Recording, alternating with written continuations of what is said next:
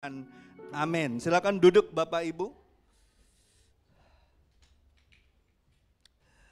Selamat pagi, shalom untuk kita semua. Selamat pagi, katakan kepada kiri kananmu, sangat senang bisa melihatmu hari ini. Kamu tampaknya lebih ganteng, kalau dia laki-laki, kalau dia perempuan, katakan kau lebih cantik daripada minggu lalu. Amin.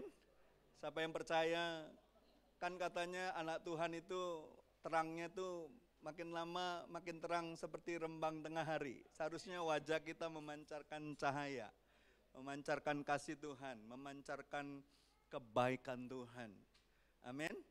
Kalau bulan lalu kita belajar tentang bagaimana di bulan September kita terus membangun dasar kehidupan kita di dalam Tuhan, kita akan teruskan. Kita mau terus membangun diri kita di dalam dasar Kristus, amin?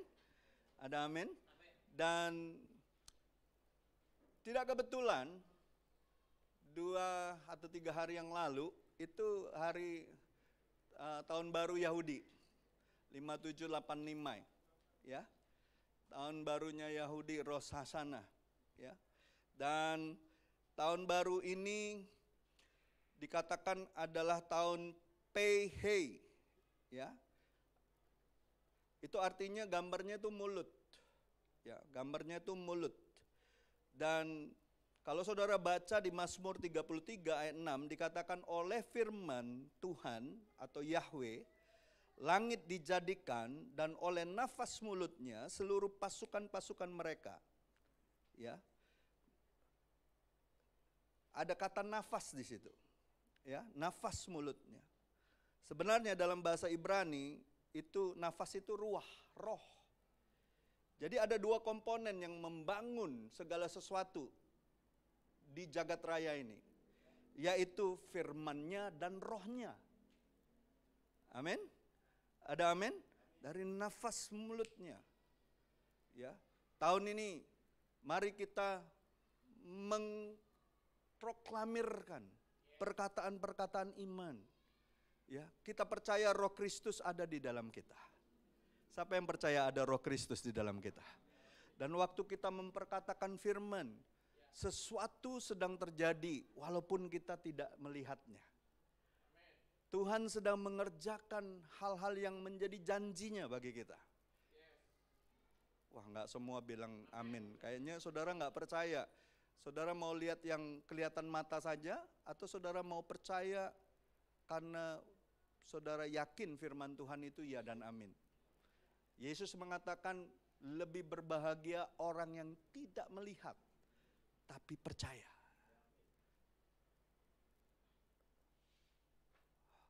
Apa yang bisa kita percaya dari Tuhan yang tidak kelihatan selain janji firman-Nya? Amin. Ada amin saudaraku? Kita sudah diberikan firman-Nya, sudah tertulis. Ya, langit bumi akan lenyap. Karunia-karunia akan berhenti. Bahasa roh akan stop. Halo? Nubuatan akan stop. Apa yang kekal? Kasih Tuhan dan firman-Nya. Amin? Ada amin Bapak Ibu? Kita harus percaya. Kalau ada Alkitab di tanganmu, ada firman Tuhan di tanganmu, pakai itu menjadi sesuatu yang akan menjadi nyata dalam hidupmu ketika kau memperkatakannya. Perkatakan, ya, imani.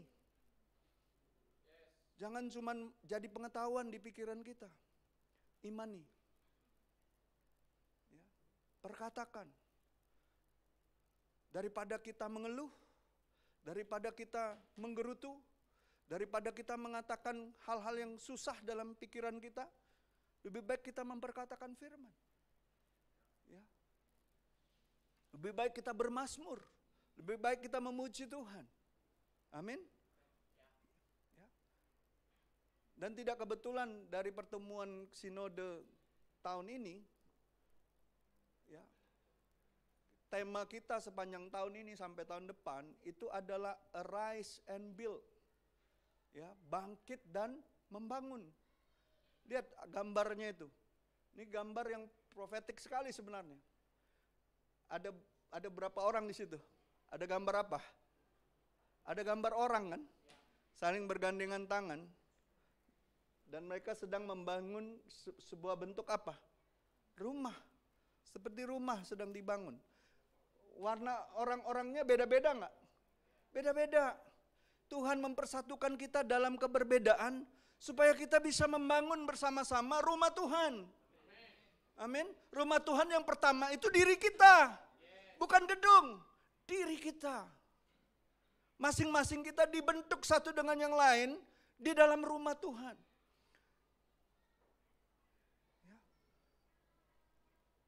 Saya percaya rumah Tuhan yang pertama itu kemahnya Abraham. Waktu 318 anak laki-laki dididik di rumah Abraham. Mereka menjadi orang-orang yang cakap, menjadi orang-orang yang perkasa, menjadi orang-orang yang mengerti cara berperang dengan caranya Tuhan. Dan ketika ada saudara sanak familinya ditawan oleh musuh-musuhnya, mereka berani untuk berperang. Walaupun musuhnya jauh lebih besar, mereka tidak gentar.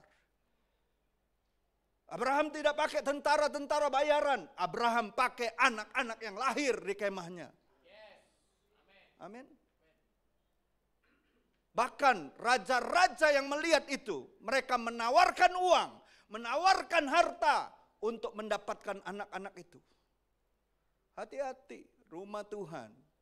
Ketika betul-betul anak-anaknya di rumah Tuhan, dididik, dibentuk, diajar kebenaran firman Tuhan. Dunia akan coba untuk menawarkan perkara-perkaranya untuk membawa mereka keluar dari kemah itu. Hati-hati. Jaga baik-baik diri kita. Jaga baik-baik hai anak-anak muda di tempat ini. Kau lahir di rumah Tuhan. Kau lahir di kemahnya Tuhan. Ya. Dan kita percaya Tuhan sedang membangun hari-hari terakhir ini adalah kemah Daud. Di mana orang-orang memuji menyembah Tuhan, berdoa tanpa tembok, tanpa batasan. Ya. Lihat, kita sedang beriman untuk membangun satu tempat untuk kita beribadah dan bukan hanya untuk tempat ibadah, tapi tempat yang akan menjadi tempat pelatihan anak-anak kita. Jadi tempat-tempat di mana orang-orang percaya dilatih untuk pergi misi, untuk pergi memberitakan Injil. Amin. Kita percaya tempat kita bukan hanya menjadi satu tempat yang hanya sekali seminggu dipakai ibadah, tapi dipakai untuk membawa banyak jaringan-jaringan, simpul-simpulnya Tuhan untuk bisa bekerja sama dengan kita. Sebagai gereja, kita tidak mau jadi gereja yang hanya jadi besar sendiri. Kita mau jadi gereja yang menjadi jalannya Tuhan. Amin. Berjejaring dengan yang lain. Ya, kita percaya akan banyak perkara-perkara besar yang akan dibangun Tuhan di sanctuary-nya kita nanti. Amin. Kita sedang beriman untuk itu. Ya, ada janji-janji Tuhan yang kita pegang untuk itu. Kelihatannya bertahun-tahun sulit kayaknya mau bangun di kota ini. Tapi saya percaya tidak ada perkara yang mustahil bagi Tuhan. Amin. Tidak ada perkara yang mustahil. Yang paling penting hari-hari ini Tuhan mau membangun kita sebagai bait Allah. Membangun umatnya. Memperkuat bangunannya, fondasinya. Jangan sampai ada tembok-tembok yang berlubang. Amin. Ada amin. Nah, ayatnya itu diambil dari Nehemia. Ya, kitab Nehemia, ayat 20, tapi saya ambil dari ayat 19. Saudara tahu cerita Nehemia ini kan? Siapa yang pernah baca tentang Nehemia? Saudara tahu nggak kalau Nehemia ini sebenarnya satu zaman dengan Ezra? Halo? Saudara tahu itu? Ya. Dan Nehemia ini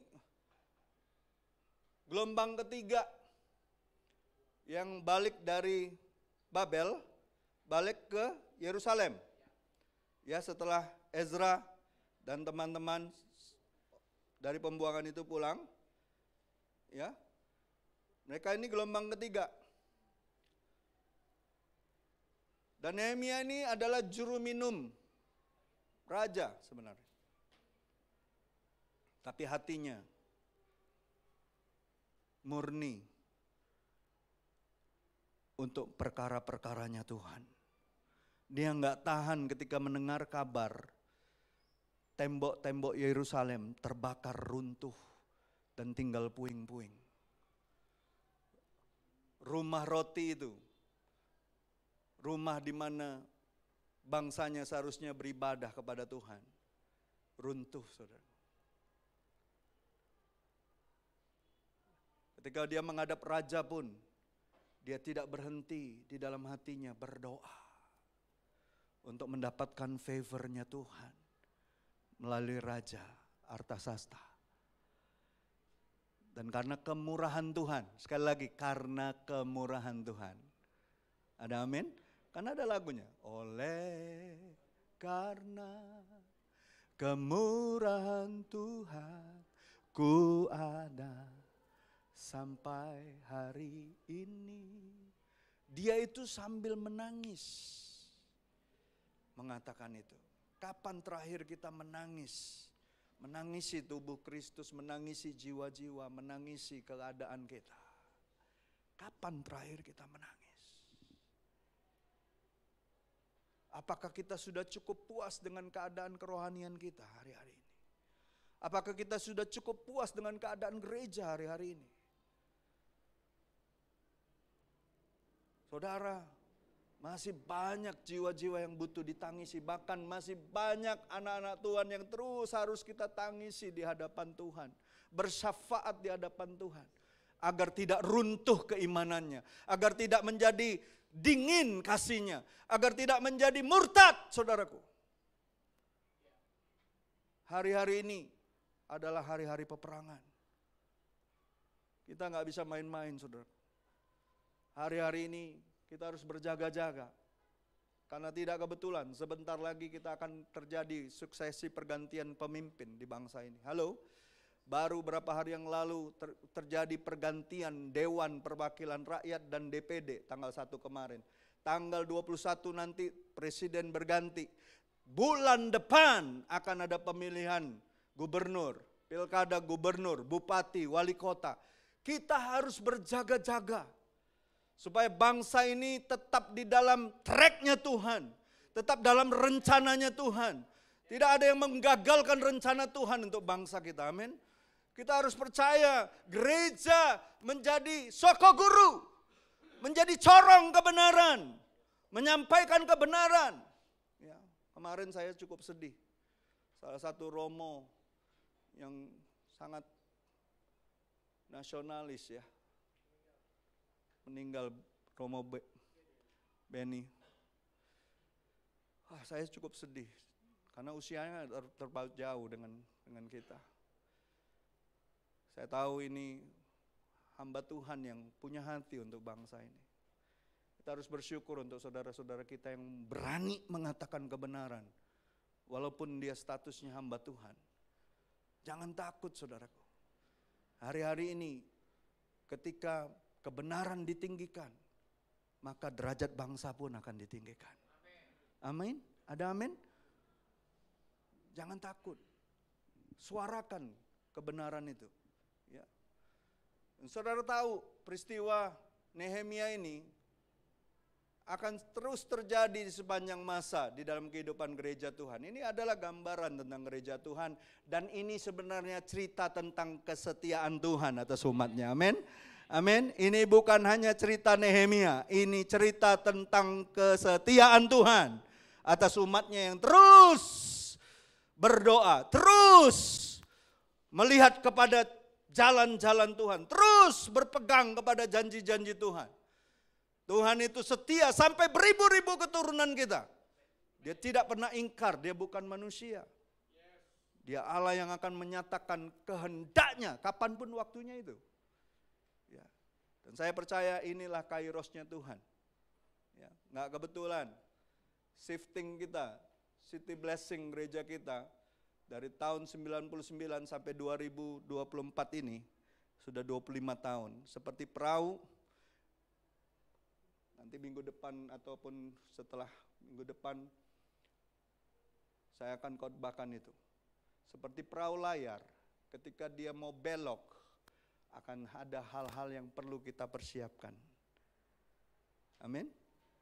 Kalau saudara pernah lihat lomba layar, perahu layar, ketika dia mau belok, itu sangat berbahaya. Ya. Kalau nggak dapat anginnya terbalik itu, kapal itu bisa terbalik. Ya. Jadi kita harus hati-hati. Hari-hari ini harus banyak berjaga-jaga, berdoa. Jangan buru-buru dengan keputusan-keputusan kita. Amin. Ada amin? Nah, kita baca sama-sama. Saya baca ayat ganjil, saudara baca ayat genap.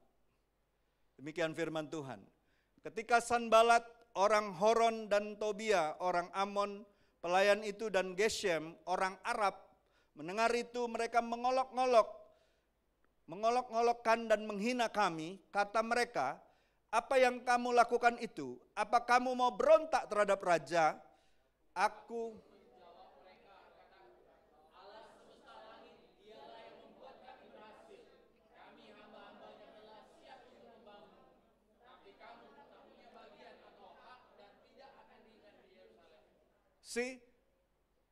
waktu Nehemia dan Ezra dan orang-orang Yahudi masih di daerah pembuangan, itu terjadi suatu di Yerusalem. Kerajaan Asyur itu menduduki kerajaan Israel utama. Ya, saudara baca sendiri di kitab 2 Raja-Raja itu. Dan musuh-musuh asing inilah yang menolak pembangunan kembali kota Yerusalem dan bait Allah. Dan waktu Nehemia pulang di gelombang yang ketiga itu, inilah orang-orang yang mengejek Nehemia. Karena mereka sudah tinggal di situ.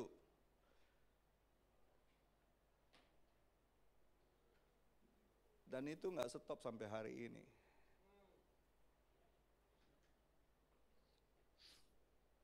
Ya. Coba perhatikan. Ayat 20 itu menunjukkan suatu penghayatan apa? Pernyataan Nehemia kepada orang-orang itu pernyataan apa? Pernyataan iman. Dia nyatakan imannya, dia nggak takut. Ya. Karena apa? Karena Nehemia mengenal Allahnya. Orang kalau mengenal Allahnya,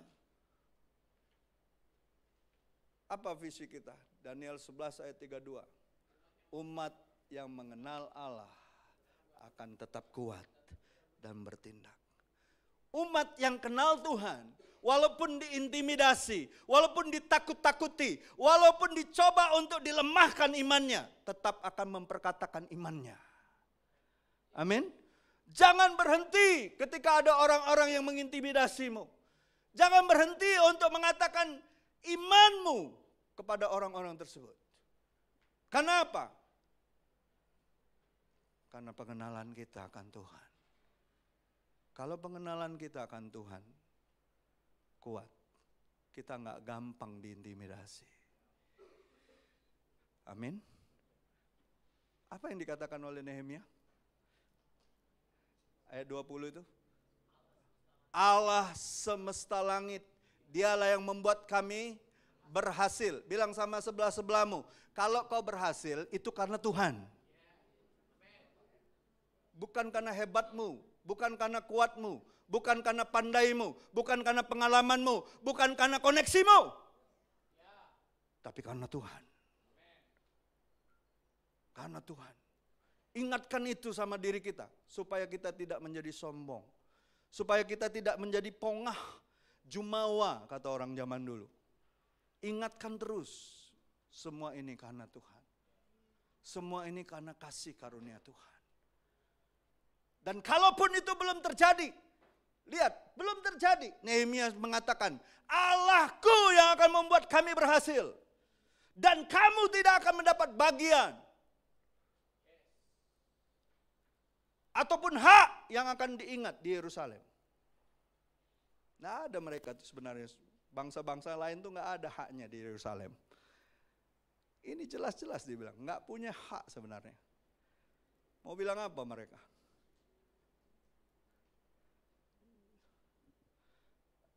Jadi Bapak Ibu, saudara-saudariku yang terkasih, ini jelas sekali. Prinsip ini juga diteguhkan di dalam Mazmur 127 ayat 1 dan 2.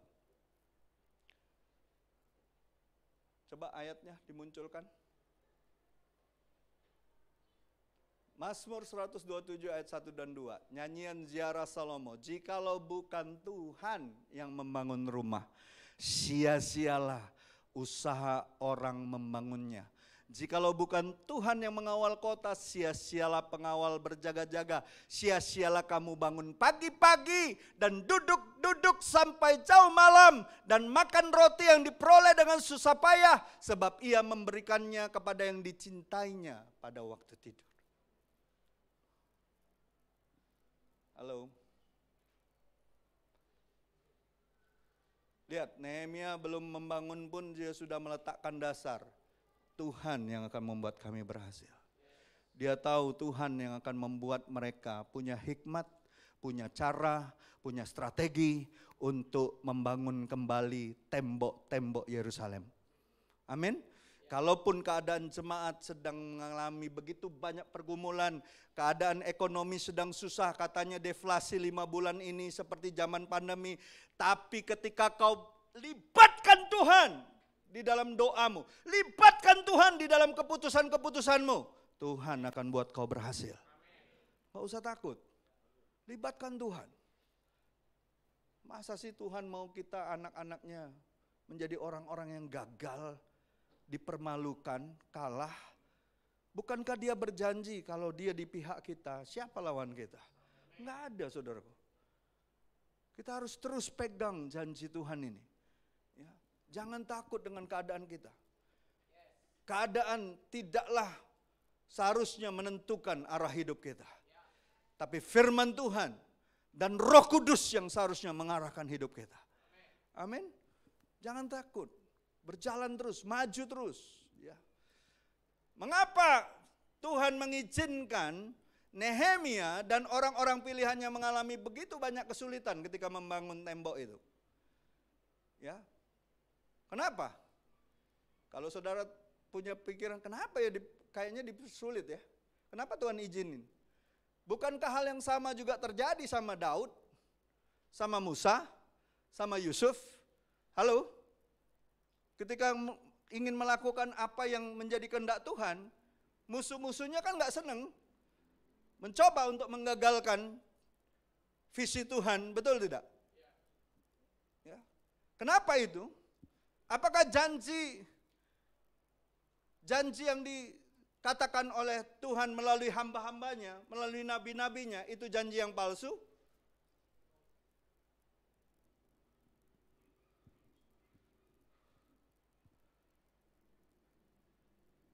Apakah ketika kita punya janji Tuhan, itu berarti kita nggak ngalamin kesulitan?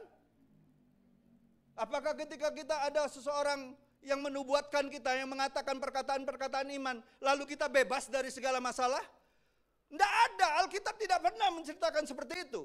Selalu saja ketika seseorang mendapatkan pewahyuan, mendapatkan janji Tuhan, dia akan masuk ke dalam perkara-perkara yang menyulitkannya. Yesus ketika Roh Kudus turun, dibawa kemana? Kepada gurun. Tujuannya untuk apa?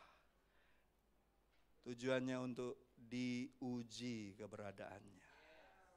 Diuji imannya, dilatih rohnya, diperbesar kapasitasnya. Ya. Bilang sama sebelahmu, kalau kau sadar Tuhan ada bersamamu, siap-siap diuji. Oh iya. Jangan mau enaknya aja. Oh, kalau ngikut Tuhan diberkati. Oh, 100 kali lipat, 60 kali lipat. Itu orang-orang yang nggak tahu diri. Nggak tahu diri saya bilang. Belajar firman Tuhan benar-benar.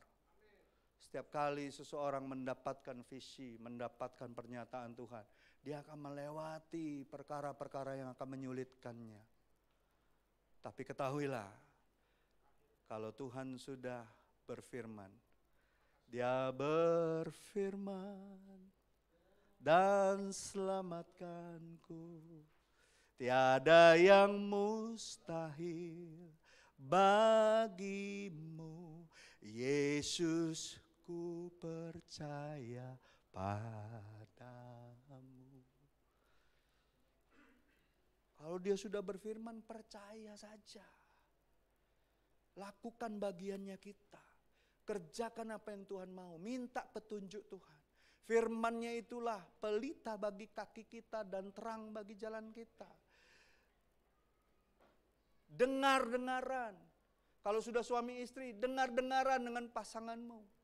Apalagi kalau dia cinta Tuhan juga. Ya, dengar-dengaran dengan pemimpinmu.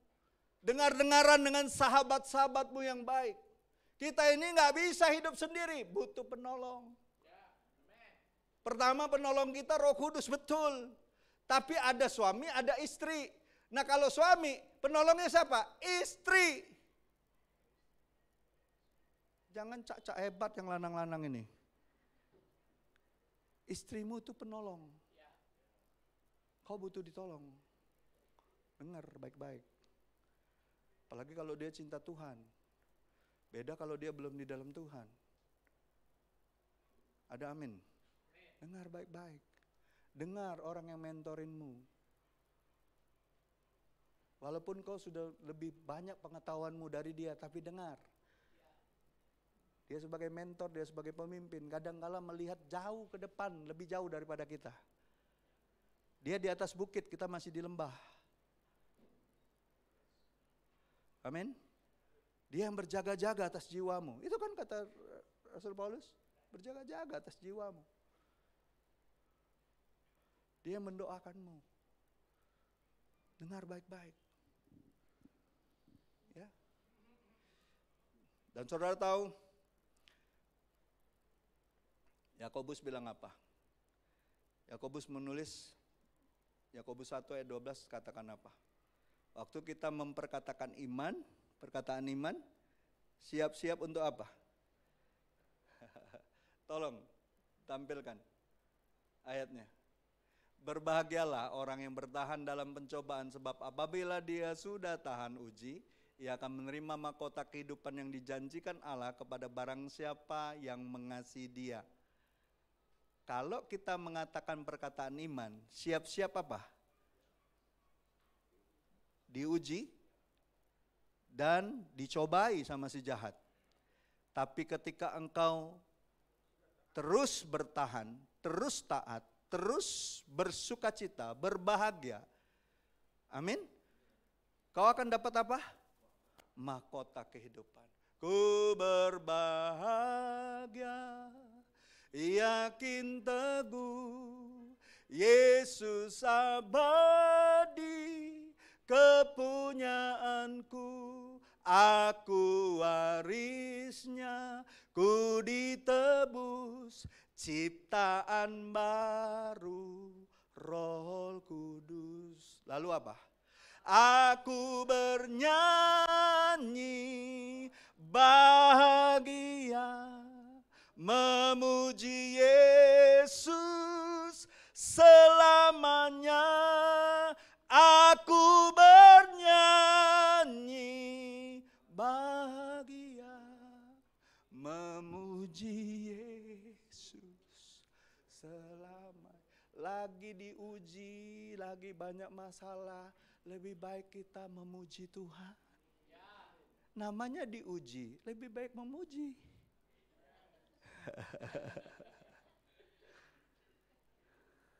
Daripada menggerutu, daripada marah-marah, daripada kecewa. Ketika kau tawar hati. Nah, Pak Krisnan sudah ngalamin berkali-kali. Pernah jadi kecil dia.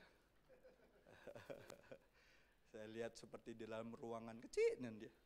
Kalau ada Goliat dipijatnya baik. Tapi puji Tuhan. Amin. Ada amin Bapak Ibu? Saya bersuka cita hari-hari ini Tuhan menyatakan ini. Saya percaya ujian-ujian yang kita hadapi, ingat 1 Korintus 10 ayat 13, tidak akan melebihi kekuatan kita. Malahan Tuhan akan memberikan kita jalan keluar. Amin. Kita percaya waktu Nehemia menyatakan imannya, dia memiliki iman kepada Tuhan yang akan memimpin dia. Saat itu dia mengalami pimpinan tangan Tuhan, membimbingnya selangkah demi selangkah, ya. Dan waktu dia jadi juru minum raja, bukan berarti dia bebas terhadap masalah. Nehemia ini mirip sekali, diuji seperti Yusuf diuji. Diuji.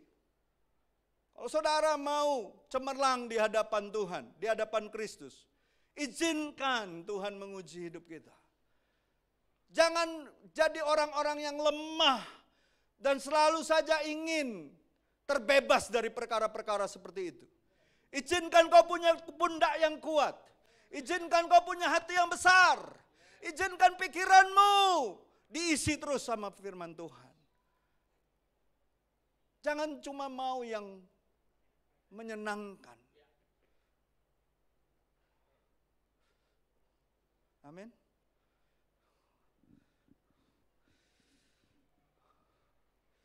Saudara, Nehemia walaupun diutus sebagai utusan dari raja, itu tidak menjamin dia tidak mengalami kegagalan. Tidak. Walaupun dia bawa surat KTBLC, surat sakti dari raja, betul? Tidak menjamin dia tidak akan gagal. Tapi waktu dia diejek, waktu dia dihina oleh bangsa-bangsa yang tidak kenal Tuhan itu, ketika mereka mau bangun tembok Yerusalem, dan waktu dia mengatakan Tuhanlah yang membuat kami berhasil, saudara tahu, saat itulah dia tahu dia akan berhasil. Amin. Jadi jangan pernah pakai mulut kita hanya mengandalkan keadaan kita, mengandalkan apa yang, oh aku punya ini, oh aku punya wong dalem. Hari-hari ini wong dalem nih sakti-sakti nian. Tapi orang percaya itu punya Tuhan. Amin. Jangan andalin orang manusia, saudaraku. Walaupun kau punya surat sakti, walaupun kau punya koneksi banyak, andalkan Tuhan. Andalkan Tuhan. Ya. Nah, ada beberapa poin yang menarik dari pelajaran tentang Nehemia ini. Ya, supaya umat Tuhan bangkit dan membangun. Kita mau membangun. Sebelum nanti bangunan kita jadi, kita dulu sebagai umat Tuhan mau membangun. Amin. Kita bangun keimanan kita. Kita bangun jam-jam doa kita. Kita bangun jam-jam waktu-waktu kita saat teduh kita. Amin. Kita bangun kerinduan kita untuk bersekutu di dalam pertemuan-pertemuan ibadah. Baik pertemuan doa, baik pertemuan kelompok sel. Kita bangun kerinduan kita untuk jangkau jiwa-jiwa. Bangun itu, bangun. Ya. Saya nggak tertarik lagi orang cuma ngomong gini kalau saya khotbah. Oh pastor terima kasih, saya sangat diberkati. Pertanyaan saya, kau dibangun nggak dengan firman Tuhan itu? Kalau cuma sekadar diberkati, banyak hamba Tuhan yang bisa memberkati engkau. Tapi kau terbangun enggak untuk melakukan sesuatu, untuk berubah, untuk hidup lebih lagi sama Tuhan? Kalau cuma sekedar diberkati, semua kita bisa memberkati. Pertanyaannya, kita dibangun enggak? Kadangkala teguran yang nyata-nyata itu membangun kita. Daripada hanya sekedar mendengar firman Tuhan yang menina bobokkan kita. Halo? Hati-hati. Kalau di dunia sana ada sugar daddy, di dalam gereja Tuhan juga ada sugar word. Ya, kata-kata yang manis saja. Yang enak didengar, yang manis, tapi tidak membangun hidupmu. Firman Tuhan yang hanya menina bobokkan kita. Tuhan mau kita dibangun. Tuhan mau kita jadi tentaranya. Kita harus bangun gereja Tuhan bukan seperti kapal pesiar. Kita mau jadikan gereja Tuhan seperti kapal perang. Ya, siap untuk berperang. Kapanpun. Musuh kita bukan darah dan daging. Musuh kita tidak kelihatan, saudaraku. Kita harus siap untuk itu. Ya. Yang pertama, poin yang pertama. Saat Nehemia mengalami masa sulit, dia berkata apa? Saya nggak kutip yang berhasilnya dulu. Dia bilang apa? Allah Sang Pencipta langit dan bumi.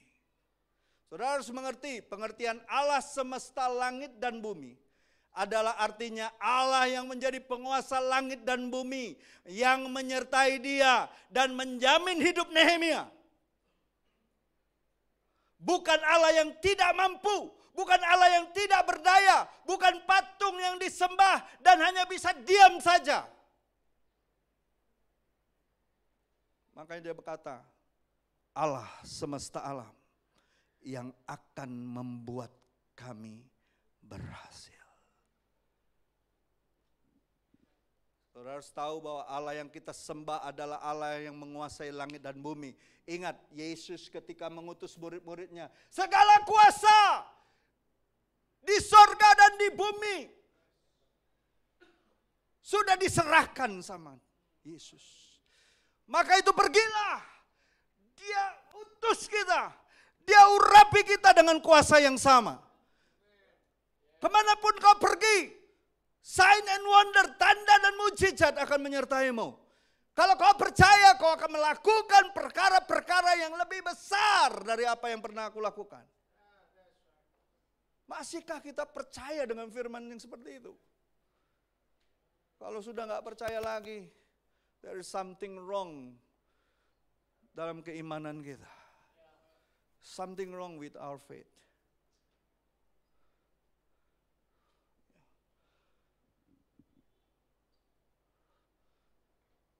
Nehemia ketika mengatakan ini, saya percaya adalah pribadi yang mengenal Allahnya. Bahwa Allah itu yang berencana terhadap segala kejadian yang terjadi. Ya, firman Tuhan menegaskan bahwa Allah kita adalah Allah yang mencipta sekaligus yang merencana. Makanya Nehemia percaya rencana Tuhan adalah rencana yang sempurna. Tidak akan pernah salah, tidak akan pernah gagal.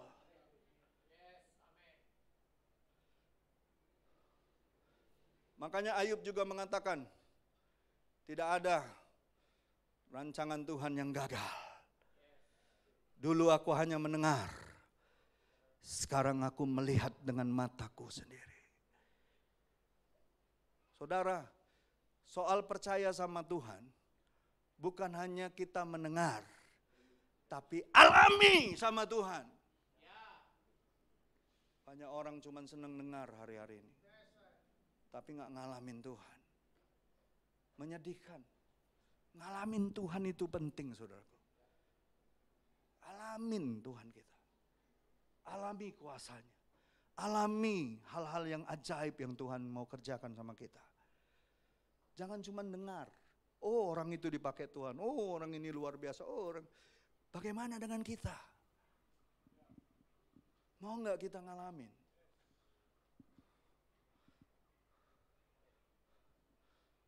Saya rindu jemaat ini. Bukan hanya orang-orang yang pandai di dalam kebenaran firman Tuhan. Tahu banyak hal. Tapi menjadi orang-orang yang pandai untuk percaya dan mengalami Tuhan. Daud itu hebatnya apa sih? Apa hebatnya Daud? Cuma ngembalakan 2-3 ekor domba bapaknya. Main suling, main kecapi. Hore-hore. Main-main sama dombanya, betul gak? Tapi waktu harimau datang, waktu singa datang, waktu beruang datang, dia lawan dengan iman. Dan waktu Goliat muncul, cuma dia yang berani ngelawan. Karena apa? Karena dia punya hati yang percaya. Daud itu cuma jagonya satu, percaya. Apakah dia orang hebat? Dia nggak punya dosa? Banyak dosanya. Tapi karena dia percaya akan janji Tuhan, percaya akan kebaikan Tuhan, percaya akan kasih sayang Tuhan. Waktu dia berdosa pun dia gampang untuk bertobat. Tidak menahan-nahan dirinya untuk berserah sama Tuhan. Amin. Lihat Nehemia.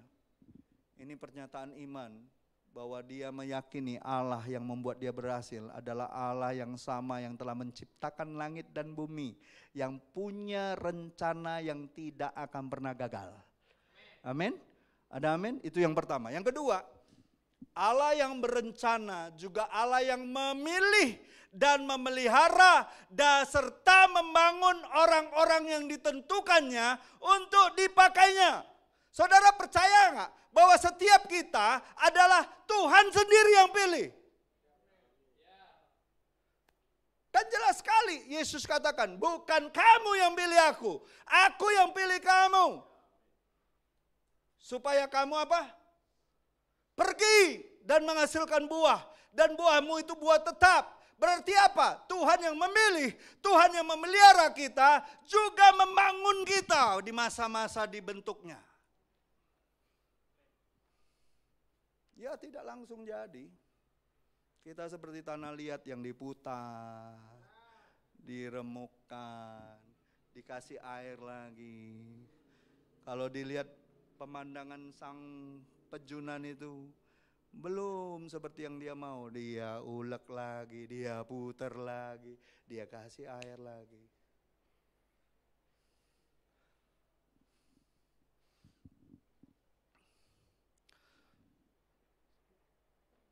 Artinya apa saudaraku? Allah yang berencana disertai juga dengan tindakan yang jelas. Rencana Allah selalu disertai dengan pemilihan, penetapan, serta pemeliharaan. Orang-orang yang dipilih Allah tidak akan pernah dibiarkan oleh Tuhan di luar pemeliharaannya. Tuhan akan pelihara. Maka sebagai orang percaya, seharusnya saudara dan saya yakin betul akan hal itu. Amin. Jangan goyah saudaraku. Yakinlah betul bahwa Tuhan memelihara kita. Ya. Tidak ada satu kejadian pun di luar ketetapan Allah. Allah itu berdaulat. Ya. Jika ada hal-hal yang Tuhan sudah rencanakan, tetapi kemudian katanya kebobolan, maka berarti Allah itu tidak maha kuasa. Halo? Ada saya sering dengar loh, ibu-ibu kalau ditanya, lagi hamil lagi, iya pastor kebobolan. Apa kebobolan? Cak main bola kebobolan. Enggak ada kebobolan. Rencana Tuhan itu tidak ada yang kebobolan saudaraku. Rencana Tuhan itu sudah Dia tetapkan dari sejak semula, sebelum dunia dijadikan. Tuhan sudah menetapkannya. Kalaupun kita keluar dari rencana Allah, itu keputusan kita.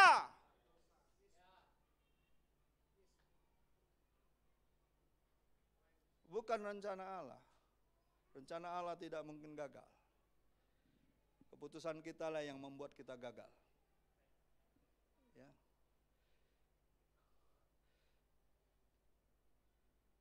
Dan saya percaya hari-hari ini prinsip ini harus terus kita pegang. Amin. Bahwa Dia yang memilih saya, Dia akan juga memelihara saya, dan Dia juga akan membangun saya sampai kemuliaannya dilihat oleh banyak orang. Amin. Ya kan? Dari Dia, untuk Dia, dan bagi kemuliaannya. Amin. Ya, jemaat ini pun seperti itu. Jangan pernah ada satupun dari kita merasa yang paling berkontribusi di jemaat ini. Setiap kita sudah dipilih dan ditetapkan Tuhan untuk bersama-sama membangun jemaat ini menjadi jemaatnya Tuhan. Bukan jemaat gereja si A, si B, sinode ini. Bukan, tidak ada artinya nama-nama itu. Cuma nama Tuhan yang berarti. Pada akhirnya kita menghadap Tuhan. Cuma nama Yesus, nama anak domba Allah, yang akan menjadi satu-satunya nama yang diperhitungkan. Amin. Jadi Bapak, Ibu, saudara-saudariku yang terkasih, ingat, ketika Tuhan sudah pilih kita, Tuhan pelihara kita, Tuhan membangun kita, tentunya Tuhan tidak lupa untuk melatih dan mengembleng kualitas iman kita. Jangan pernah menyerah. Ketika Tuhan bawa kepada situasi-situasi yang paling sulit sekalipun, jangan pernah mengatakan, Tuhan, Kau gagal membawa aku keluar dari masalah ini. Tidak pernah Tuhan gagal. Tuhan mau kita tetap kuat.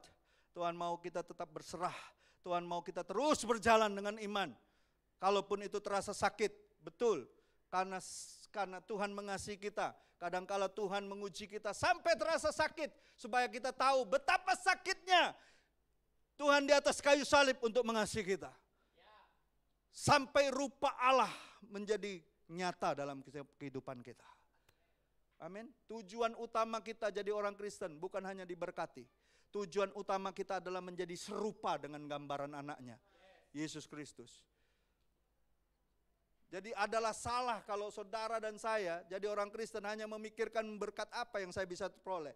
Apa untungnya bagi saya kalau mengikut Tuhan? Itu pemikiran yang salah. Kalau kau ikut Tuhan, kau harus tahu ada hal-hal yang kau harus bayar harganya untuk sampai kemuliaan Tuhan nyata atas hidupmu. Bukan perjalanan yang mudah, perjalanan yang panjang. Sampai nafas hidup yang terakhir. Sampai hayat di kandung badan. Percayalah, Tuhan akan terus berkarya atas hidupmu. Kalaupun kita nanti meninggalkan dunia ini, setidaknya kita meninggalkan warisan iman untuk generasi selanjutnya. Kalaupun bisa kita membangun sesuatu, kiranya apa yang kita bangun akan dibawa oleh generasi berikutnya menjadi pekerjaan yang lebih besar. Semuanya untuk tujuan memuliakan Tuhan. Amin. Saya ajak kita semua tundukkan kepala.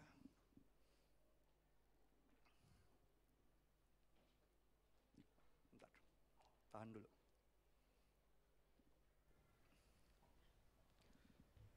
Pertanyaannya,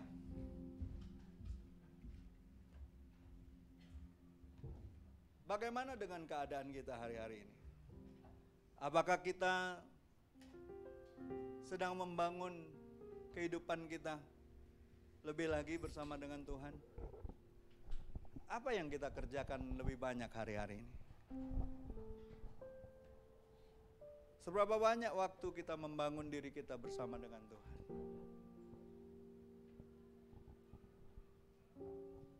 Coba kita hitung time management kita. Berapa banyak waktu kita dibangun bersama dengan Tuhan? Atau lebih banyak perkara-perkara yang dari dunia ini, kita habis waktu kita dengan perkara-perkara itu. Saudara, kalau kita lakukan ini, saya percaya besok-besok saudara akan kaget betapa banyaknya waktu sudah kita buang untuk perkara-perkara yang bukan dari Tuhan. Ingat, hidup ini hanya sekali. Nggak bisa diulang lagi. Saya baru seminggu yang lalu, udah 53 tahun. Saya review hidup saya. Saya cuma bilang sama Tuhan, Tuhan kasih aku umur lebih panjang. Supaya lebih banyak orang bisa dengar kabar baik. Nggak ada tujuan yang lain.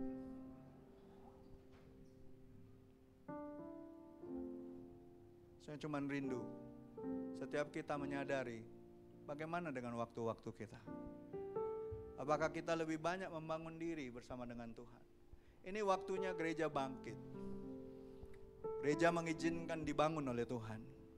Bukan dibangun atas dasar kekuatanmu sendiri. Bangun, biarlah Tuhan yang membangunmu. Tuhan yang memeliharamu, Tuhan yang memilihmu. Izinkan dia berbicara. Izinkan Tuhan bekerja. Kalau Tuhan bekerja, hatimu gak akan pernah tahan untuk tidak melakukan hal-hal yang dari Tuhan. Tuhan akan buat engkau bergerak. Tuhan akan buat kita bersaksi. Kesaksian kita bukan dengan kata-kata manusia, tapi karena roh Tuhan. Amin.